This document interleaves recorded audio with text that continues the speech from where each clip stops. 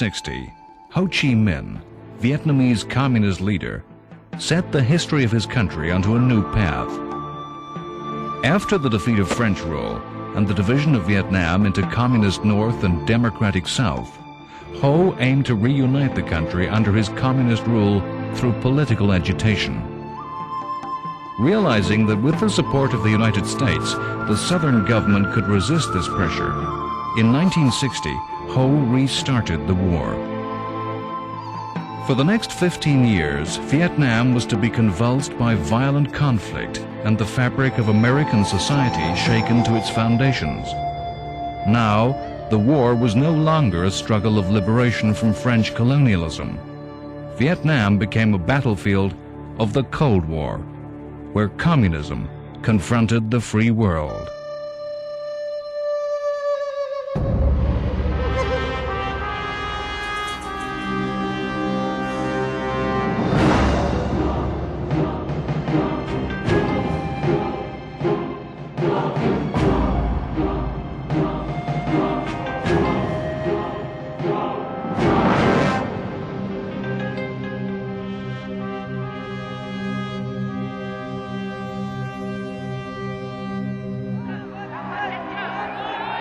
Ho's policy had been to exploit the deep religious and political tensions in South Vietnamese society. The mass of ordinary Vietnamese people were ancestor worshippers and Buddhist.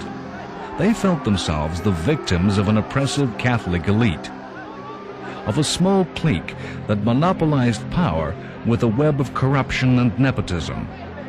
Elections in democratic South Vietnam were dubious. Power depended on friendship and family connection. Authority in South Vietnam was too often dictatorial, policy formed by personal whim and ego. South Vietnamese society, a police state. Many ordinary South Vietnamese felt powerless and voiced their dissatisfaction in demonstrations, protests, and strikes. In protest of this dictatorial regime, Buddhist monks were to commit horrific public suicides by burning.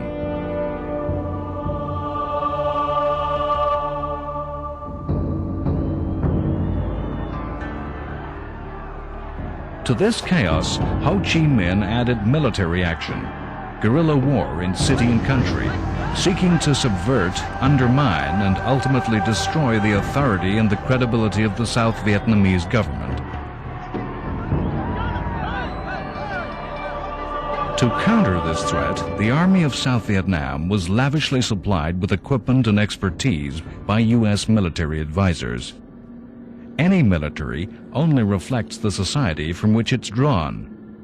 John F. Kennedy warned that only the South Vietnamese could win or lose the war. The soldiers of the Army of the Republic of Vietnam, the ARVN, were trained to be American soldiers. Vietnamese trained to fight against other Vietnamese.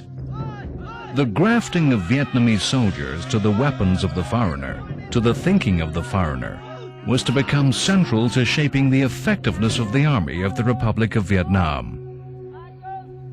The adaptation of the Vietnamese to American thinking came hand in hand with the use of massive material resources of war.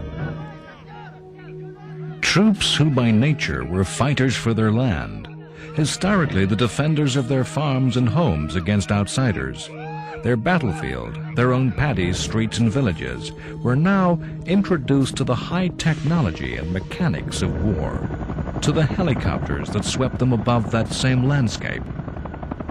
The gain in mobility and striking power was traded for the loss of intimacy with the landscape and people.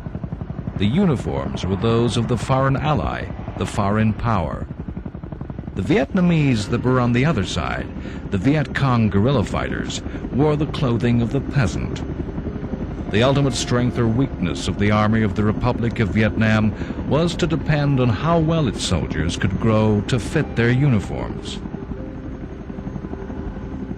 American supplies of war, both material goods and economic aid, had supported the South since the division of the country in 1954. In providing this flow of goods, South Vietnam was hard put to ingest the immense flow of the material support given by the U.S. Ships would queue for weeks in the seaways of Vietnam, waiting to disgorge their cornucopia of war.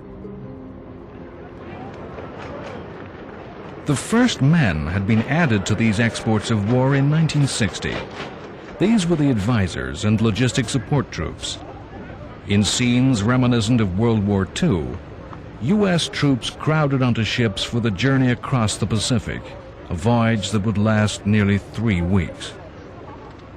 With the baggage of history, of hindsight, of all that Vietnam has come to mean, it's difficult to recall and realize the spirit of confidence and optimism in which those soldiers were sent.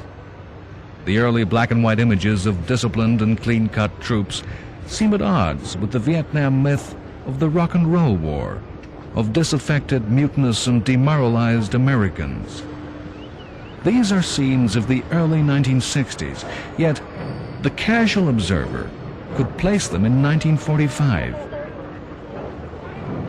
The contrast with that myth, with the legend of Vietnam, is a measure of the way in which the coming and expanding war was to affect American society at the very deepest of levels.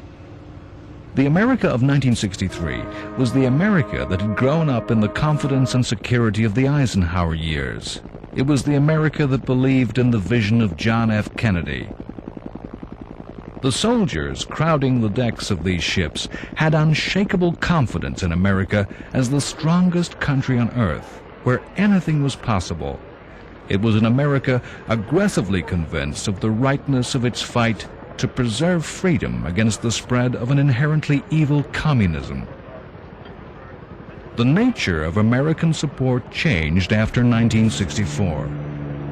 In an incident shrouded in conspiracy theory and rumor, American warships were reported as fired upon by the North Vietnamese. The outrage this incident provoked gave political impetus to the deployment of combat forces. In reaction to this provocation, United States soldiers and Marines were deployed no longer just to advise and train, but to fight as combatants directly against the Viet Cong.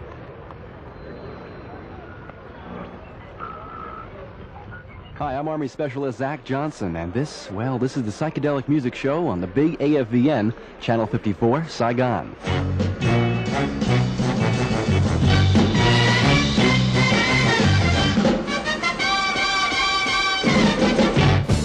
This was a large and powerful body of armed men drawn from a society that was not used to defeat.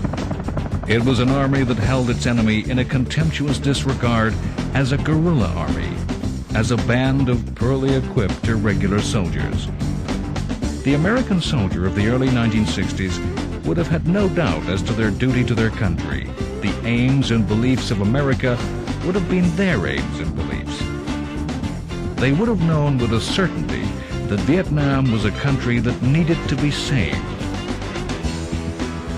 The Army went into action with confident self-belief that it was entering a war where the might of the most powerful economic and military power in the world was pitted against a guerrilla army, where failure was not a possibility. The ranks of armed men with strange habits, language, and uniform who were to flood into South Vietnam in increasing numbers would have appeared to the Vietnamese people as another foreign army in a long succession of foreign armies. In the big picture of Vietnam's history, the army of the Emperor of China, the Emperor of Japan, the French president, and the American president all merged as one. This new army brought to its South Vietnamese ally foreign thinking and foreign ways. America aimed to win this war on its terms, with its weapons. The enemy was to approach the conflict in a deeply different way.